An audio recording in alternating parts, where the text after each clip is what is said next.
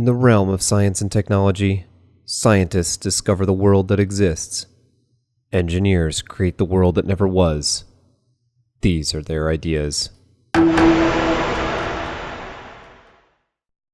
Well, Ted, you ready to judge some ideas? Not funny? Well, you know what? I object.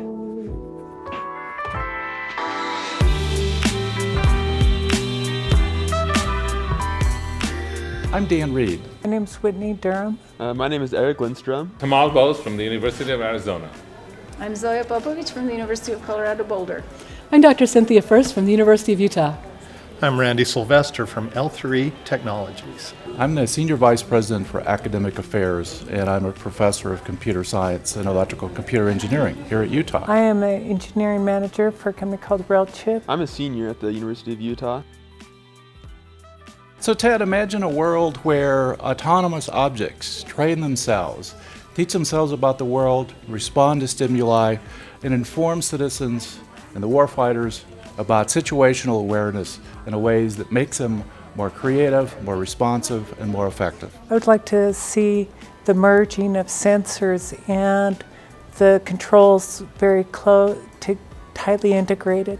That way we can improve the reliability of the engines and increase their efficiency. Well, Ted, I think that the Air Force should look into 3D printing medical structures and devices inside the body.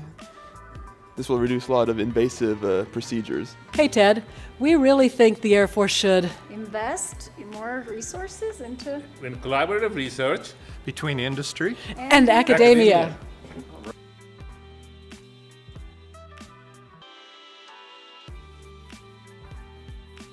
Well, guys, it's been 6,000 miles in the car with you two guys. Drove across 6 states, we listened to thousands of people, captured over 1,200 ideas, all thanks to you guys. And before we go, our last stop in Washington, D.C. at the Air Force Association conference, I wanted to make sure you guys were dressed for the occasion, so I got you something really nice. I think you'll like it. Are you excited? Ah, well, we're gonna do it anyway. Now, what do you think? They're trucker hats. Hey, you look great. Let us know what you thought of the ideas you heard in the comments down below, and if you got ideas of your own, head over to AFResearchLab.com and tell us about it. We are hard at work turning those ideas into the Air Force of 2030. Until next time, we're headed out to Washington, D.C. Oh, come on. The hat looks awesome. You're a Ted head.